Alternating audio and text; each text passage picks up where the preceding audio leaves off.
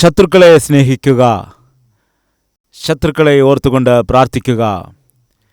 നിങ്ങളെ സ്നേഹിക്കുന്നവർക്ക് വേണ്ടി മാത്രം പ്രാർത്ഥിച്ചാൽ അതിലെന്താണ് ശ്രേഷ്ഠതയുള്ളത്? നിങ്ങളെ ഉപദ്രവിക്കുന്നവർക്ക് വേണ്ടി പ്രാർത്ഥിക്കുമ്പോൾ അവിടെയാണ് ശ്രേഷ്ഠതയുള്ളത്. അതാണ് അത്ഭുതകരമായ ആത്മീയത എന്ന് ബൈബിളിൽ പറയുന്നു. ആത്മാവിൻ്റെ ഫലങ്ങളിൽ രണ്ടാമത് എന്താണെന്നറിയാമോ? എന്താണ് പറയുക? സന്തോഷം. ശ്രദ്ധിച്ചു കേൾക്കുക. എപ്പോഴാണോ നിന്റെ ശത്രുവിനെ നിനക്ക് സ്നേഹിക്കുവാൻ കഴിയുന്നത്, അവൻ നിനക്കെതിരായി ചെയ്തതായ ദോഷത്തെ നീ അവനോട് ക്ഷമിക്കുന്നത്, ആ ക്ഷമ നിനക്ക് വലിയ സന്തോഷത്തെ നൽകുന്നു. ഇന്ന് നമ്മുടെ ഇടയിൽ പലരുടെയും ഹൃദയം നിറച്ച് വിദ്വേഷമുണ്ട്, കോപമുണ്ട്, പകയുണ്ട്, ഒരു തരത്തിലുള്ളതായ വെറുപ്പും സങ്കടവും ദുഃഖവുമൊക്കെയുണ്ട്. നിന്റെ മനസ്സിൽ വിദ്വേഷം സൂക്ഷിച്ചുകൊണ്ട്, നിന്റെ മനസ്സിൽ പക വെച്ചുകൊണ്ട്, നിന്റെ മനസ്സിൽ കോപം വെച്ചുകൊണ്ട് എങ്ങനെ സന്തോഷിക്കാൻ കഴിയും? എങ്ങനെ സ്വസ്ഥമായി ജീവിക്കാൻ കഴിയും? ഒരു നിമിഷം ചിന്തിക്കുക.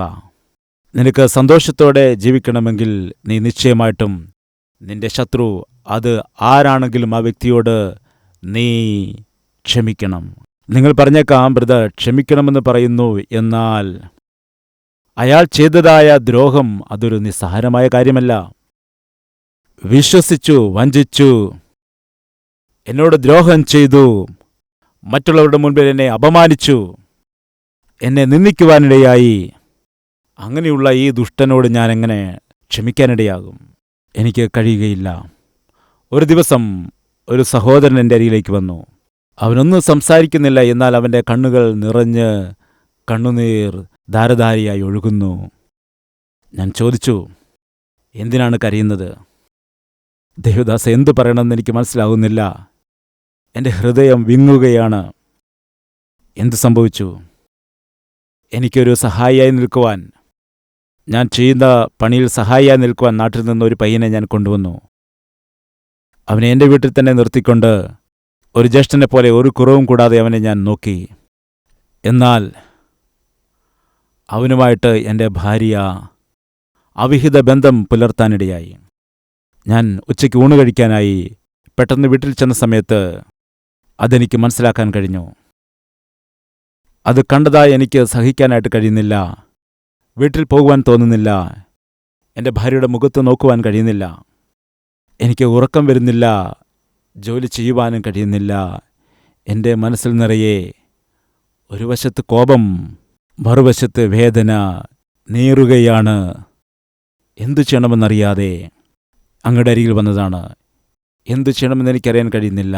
എന്നാൽ എൻ്റെ ഹൃദയം നിറയെ ഉണങ്ങാത്ത മുറിവാണ്. എൻ്റെ സമാധാനം കെടുത്തുകയാണ്. എന്താണ് ചെയ്യേണ്ടത്?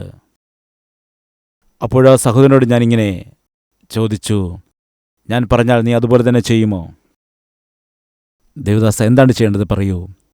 നിന്റെ ഭാര്യയോട് മനസ്സോടുകൂടി നീ ക്ഷമിക്കുക. അപ്പോൾ തന്നെ അവൻ റിയാക്റ്റായി പറഞ്ഞു, ബ്രദർ, അങ്ങ് എന്തു പറഞ്ഞാലും ഞാൻ ചെയ്യാമെന്നാൽ എൻ്റെ ഭാര്യയോട് ക്ഷമിക്കാൻ മാത്രം എനിക്ക് കഴിയില്ല. അതെന്താണ്? വിശ്വാസവഞ്ചനയാണ് കാട്ടിയത്. എന്നോട് ദ്രോഹമാണ് ചെയ്തത്. എൻ്റെ വീട്ടിൽ വെച്ച് അവളെക്കാൾ ഇളയവനായ ആ പയ്യനുമായി പാപം ചെയ്തപ്പോൾ ഞാൻ എങ്ങനെയാണത് കണ്ട് സഹിക്കേണ്ടത്? എങ്ങനെ ഞാൻ ക്ഷമിക്കാനിടയാകും? വീട്ടിൽ പോകുവാൻ കഴിയുന്നില്ല. അവളോട് സംസാരിക്കാൻ തോന്നുന്നില്ല. എനിക്ക് ജോലി ചെയ്യാൻ കഴിയുന്നില്ല. ആഹാരം കഴിക്കാൻ കഴിയുന്നില്ല. ബ്രദർ, എനിക്കിത് സഹിക്കാൻ കഴിയുന്നില്ല. ക്ഷമ കൊടുക്കുവാൻ അവൾക്ക് യാതൊരു യോഗ്യതയുമില്ല. അതുകൊണ്ട് ഞാൻ അവളോട് ക്ഷമിക്കുകയില്ല.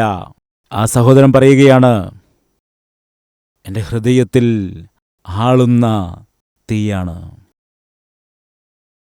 എനിക്ക് ഉറങ്ങാൻ കഴിയുന്നില്ല. ഒന്നും കഴിക്കാൻ തോന്നുന്നില്ല. എൻ്റെ ഭാര്യയുടെ മുഖത്ത് നോക്കാൻ എനിക്ക് തോന്നുന്നില്ല. വീട്ടിലേക്ക് പോകാൻ തോന്നുന്നില്ല.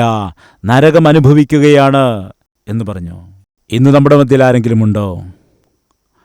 ആരോ ചെയ്ത ദ്രോഹത്തിന്, ആരോ കാണിച്ച അനീതിക്ക്, ആരോ നിന്നെ നിന്ദിച്ചതുകൊണ്ട്, നിന്റെ മനസ്സിൽ വേദനിച്ചുകൊണ്ട്, ദുഃഖത്താൽ നിറഞ്ഞുകൊണ്ട്, മനസ്സ് നീറിക്കൊണ്ട്, ഞാൻ ഇത്രത്തോളം വിശ്വസിച്ചിട്ടും എന്നെ വഞ്ചിച്ചുവോ? അത്രത്തോളം ഞാൻ വിശ്വസിച്ചിട്ടും എന്നെ വഞ്ചിക്കാനിടയായല്ലോ. എന്നോട് വലിയ ചതിവ് കാണിക്കാനിടയായല്ലോ. ഇങ്ങനെ പറഞ്ഞുകൊണ്ട് ഉള്ളിൽ പകയും കോപവും വർദ്ധിപ്പിച്ചുകൊണ്ട്, വലിയ വെറുപ്പ് നിറച്ചുകൊണ്ട്, വലിയ നിരാശ നിറച്ചുകൊണ്ട്, നീ ആഹാരം കഴിക്കാതെ ഉറങ്ങാതെ എപ്പോഴും അസ്വസ്ഥതയോടെ ആയിരിക്കുകയാണെങ്കിൽ യഥാർത്ഥമായ നഷ്ടം ആർക്കാണുണ്ടാകുന്നത്? യഥാർത്ഥമായ നഷ്ടം പറയൂ, ആർക്കാണുണ്ടാകുന്നത്? ക്ഷമിക്കുവാൻ കഴിയാതിരിക്കുന്ന നിനക്കാണ് യഥാർത്ഥമായ നഷ്ടമുണ്ടാകുന്നത്.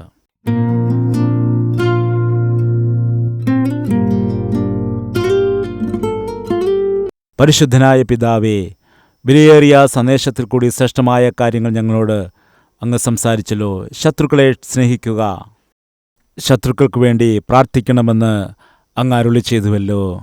അനേകം സന്ദർഭങ്ങളിൽ അത് ഞങ്ങൾക്ക് പ്രയാസമായും വലിയ ബുദ്ധിമുട്ടായും തോന്നിയതായ സമയത്ത് വീണ്ടും ഒരിക്കൽ കൂടി വിലയേറിയ ഈ ശ്രേഷ്ഠ സന്ദേശത്തെ ഞങ്ങളെ കേൾപ്പിച്ചുകൊണ്ട് ഞങ്ങൾ സന്തോഷത്തോടെ ജീവിക്കണമെങ്കിൽ, ശാന്തിയോടെ ജീവിക്കണമെങ്കിൽ, ഞങ്ങൾക്ക് എതിരായിട്ട് നിന്ന് ആരെല്ലാം എന്തെല്ലാം ചെയ്താലും അവരോട് ക്ഷമിക്കുന്നതാണ് ഞങ്ങളുടെ ജീവിതത്തിൽ ഞങ്ങൾക്ക് സന്തോഷത്തോടെ ആയിരിക്കുവാൻ ഉള്ളതായ മാർഗം എന്ന അത്ഭുതകരമായ സത്യത്തെ മനസ്സിലാക്കിയ ഞങ്ങൾ, കർത്താവേ, ഈ ദിവസം മുതൽ മറ്റുള്ളവരോട് ക്ഷമിക്കുന്ന ശീലമുള്ളവരായി, ശത്രുക്കൾക്ക് വേണ്ടി പ്രാർത്ഥിച്ച് അവരുടെ രക്ഷയ്ക്ക് വേണ്ടി അങ്ങയോട് യാചിക്കാനുള്ള കൃപ തരണമെന്ന് പ്രാർത്ഥിക്കുന്നു. അതുപോലെ ഭർത്താവ്, ഭാര്യ, ഞങ്ങളുടെ വീട്ടിലുള്ള ഞങ്ങളുടെ കുടുംബാംഗങ്ങൾ അവരോട് ക്ഷമിക്കേണ്ടതായി വരുമ്പോൾ അവരോട് ക്ഷമിച്ച് നിരപ്പ് പ്രാപിച്ചുകൊണ്ട് ഐക്യതയോടെ ജീവിക്കുന്നതാണ്